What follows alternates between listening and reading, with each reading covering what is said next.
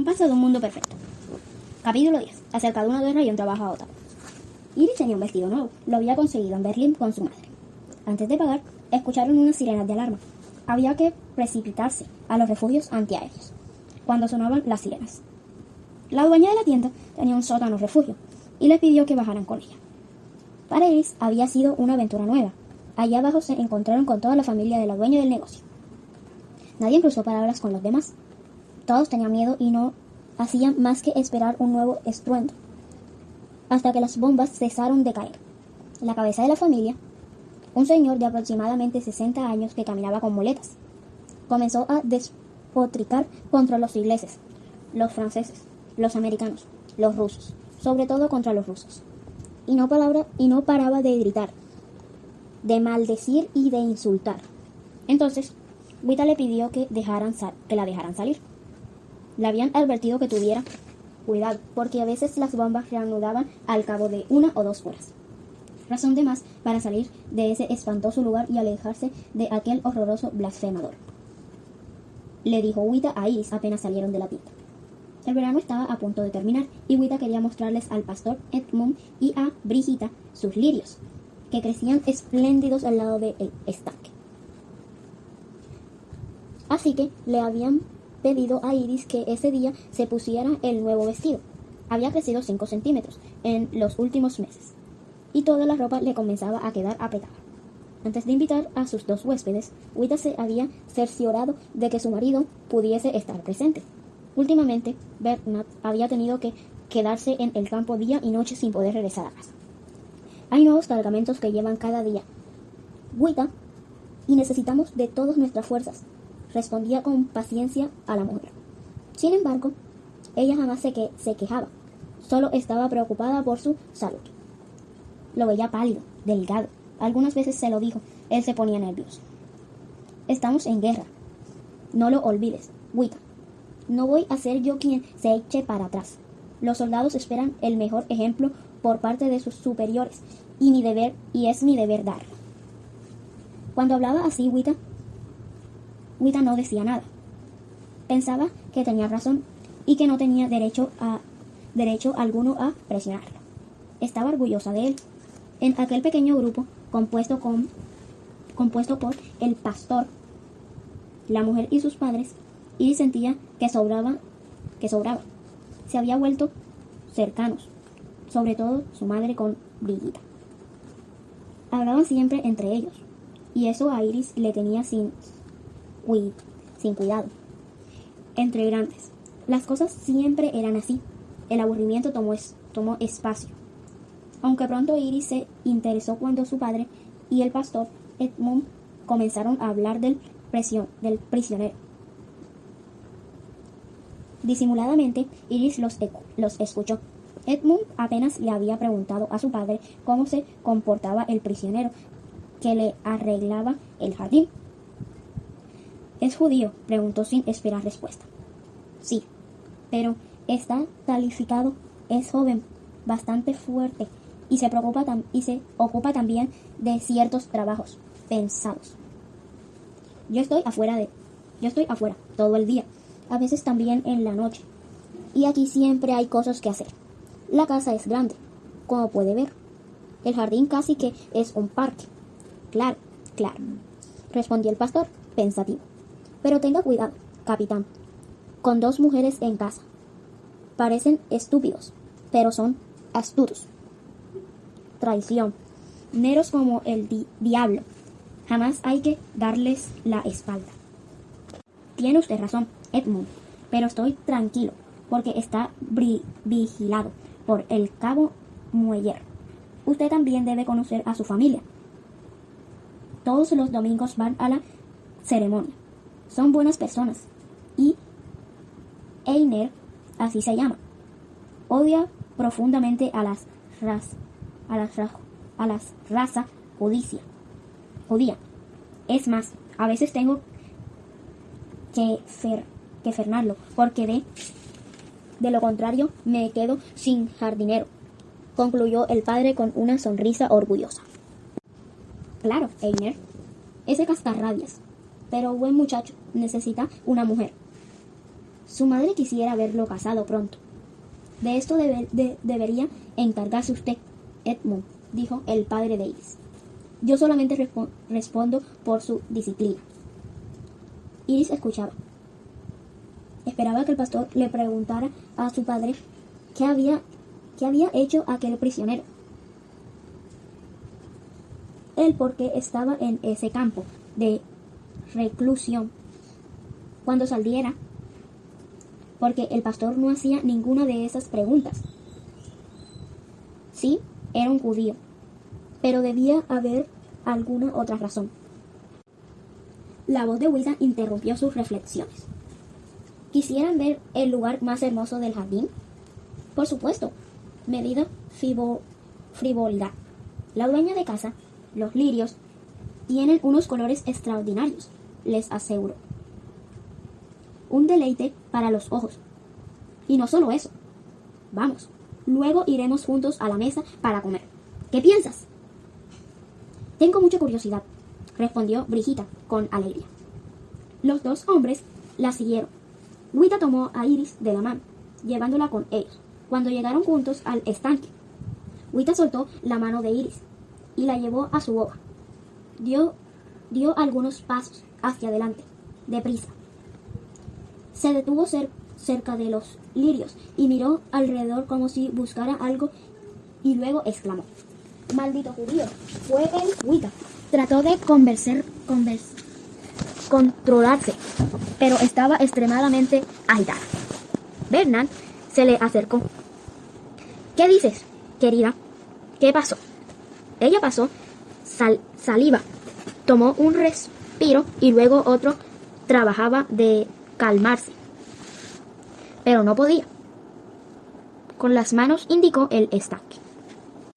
«Mira, Bernard, ¿ves los cañaverales o los arbustos por aquí? Hasta ayer por la mañana sí estaban. Le había ordenado al soldado Mueller no podar nada que brotara en esta zona. Y ahora es terrible. Todo está destruido». «¿Pero cómo es posible? Yo mismo le di la orden al soldado Mueller de que no cortara el pasto cerca al estanque. Me acuerdo muy bien por lo mucho que me habías insistido», dijo irritado el padre de Iris. «¿Qué le decía antes, Bernard?», replicó el pastor. «No se enfade con el joven Mueller. Los judíos, ellos son embusteros. El soldado quizás se dio media vuelta y el otro. A propósito, cortó el pasto, donde le había prohibido poner un dedo encima. Seguramente que así fue». «Claro, así fue», respondió en eco Wicca. «Tiene razón el pastor Edmund. El soldado Mueller jamás ha desobedecido a una orden, y tú lo sabes muy bien, Bernard. No debes enfadarte con él». Iris percibió a su padre asumir aquella expresión que ella había aprendido a temer. Era la misma de cuando le había preguntado si alguna vez había visto el diario que le había apartado Madame Helena. «¿Dónde estaba Madame Helena ahora?», pensó la niña. «Mamá, pero los arbustos volverán a crecer, ¿verdad?». Todos la miraron como si fuese un cuerpo extraño. Le daba poca importancia al prisionero.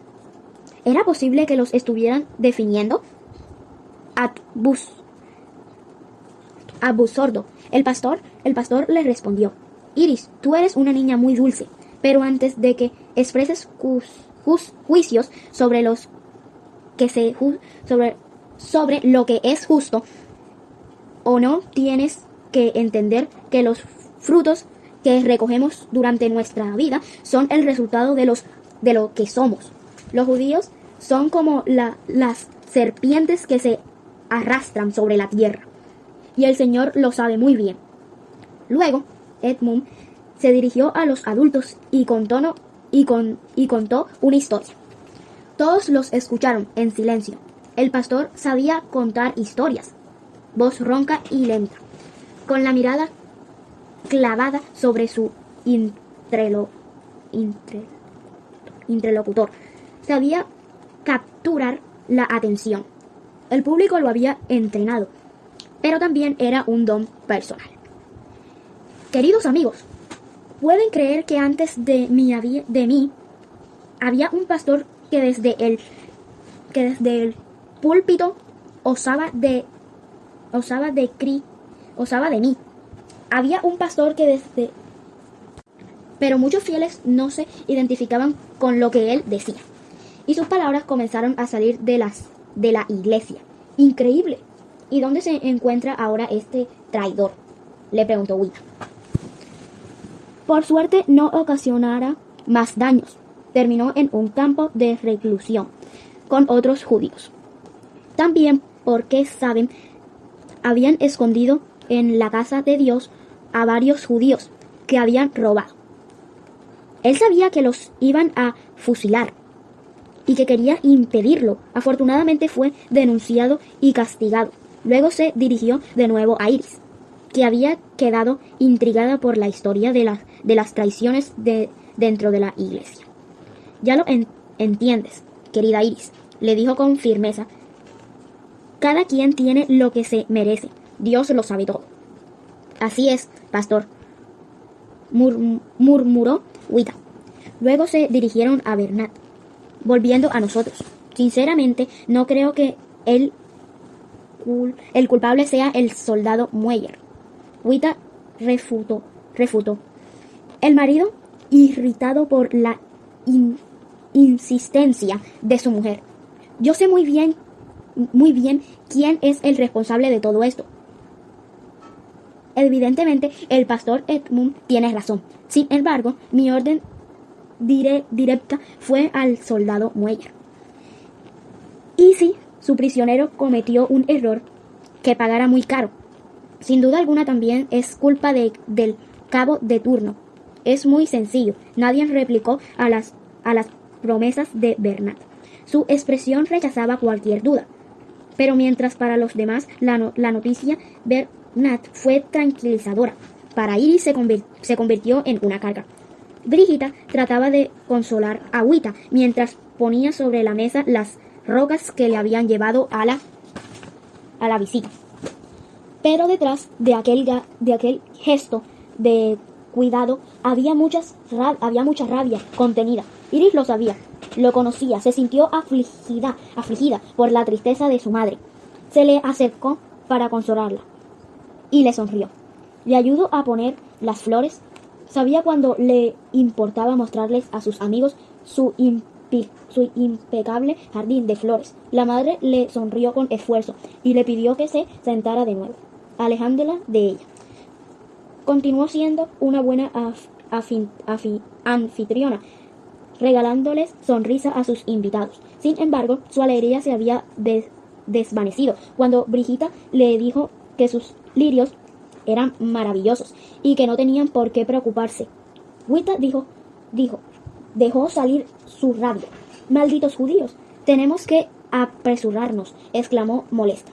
Y la mujer del pastor respondió: «Si Dios quiere, terminaremos con ellos muy pronto». Iris no había entendido a qué se refería. Las dos mujeres habían cosas de la guerra que ella aún no entendía. Al final del almuerzo, Wita empezó a sentir uno de sus dolores de cabeza. Iris lo temía, y así pasó en el estanque, cuando preocupación para ella. Una afrenta. El prisionero no tenía que destruir todo. Los órdenes debían respetarse. No le gustaba ver a su madre sufrir. Edmund y Brigida se fueron.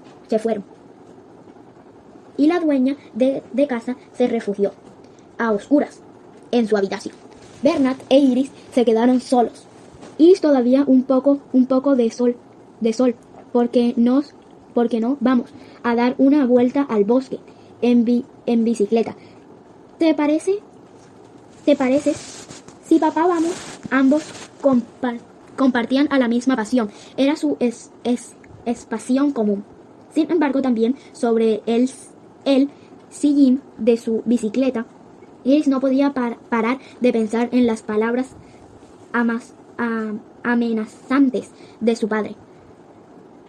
Pretendían sancionar primero a Einer, responsable, por no haber transmitido con suficiente claridad las órdenes, y luego al prisionero. En efecto, había dicho que los pagaría caro.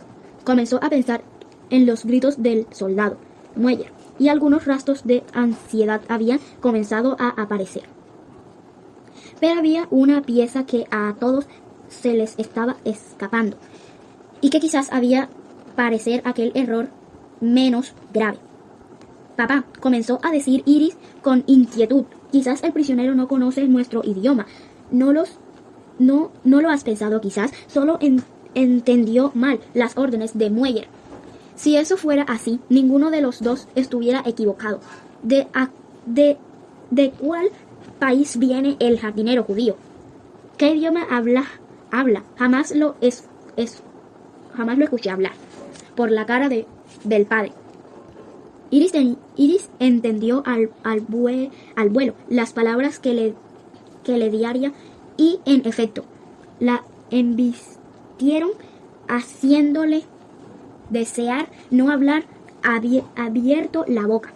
Iris, suficiente, no debes obstinarte reflexionando sobre cosas que no puedes entender. Las órdenes no pueden ser malinterpretadas en nuestro campo. Los prisioneros tenían que aprender inmediatamente esta regla. Tiene el deber de aprender nuestro idioma para cumplir las órdenes. ¿Cuántas veces tengo que repetirlo? Los niños no pueden saber todo acerca de la guerra. Creí haber sido suficientemente claro. Sí, papá. E Iris enmudeció. Cuando regresaron a casa, Bernard subió de inmediato a la recámara a ver cómo seguía Wita. Su dolor de cabeza, en efecto, no había mejorado. De hecho, había empeorado. El padre le llevó un poco de agua y luego bajó de nuevo a donde había quedado Iris. Él tenía una expresión encolerizada. Todavía no tenía ninguna intención de hablar. Iris todavía no tenía ninguna intención de hablar. Iris lo entendía. Lo notaba distante, y sus pensamientos no debían ser alegres. Comenzaron en silencio, con prisa, y luego de haberles dado apresuradamente las prisas, y luego de haberle dado apresuradamente las buenas noches, Bernard entró en su estudio. Iris se detuvo en las escaleras porque sintió que su padre estaba hablando por teléfono. Escuchó la voz que retumbaba amenazamente en el silencio de la casa. Jamás lo había escuchado hablar tan alterado. Volvió a subir las escaleras con una extraña sensación dentro de sí. En aquella casa tan grande, la noche caía repentinamente. Las grandes ventanas la dejaban entrar muy temprano en cada habitación. El silencio llegaba a toda la casa, el silencio de la noche que cubría cada cosa. Mueller, dijo Bernard por teléfono, mañana no deben presentarse en mi casa. Lo espero en el comando del campo a las 8 en punto. Lleve al prisionero judío y colgó.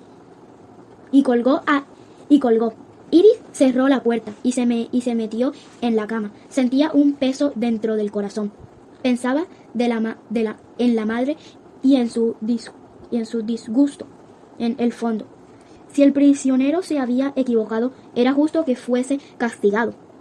La guerra tenía ciertas reglas y ella no podía entenderlas todas, pero su padre sí.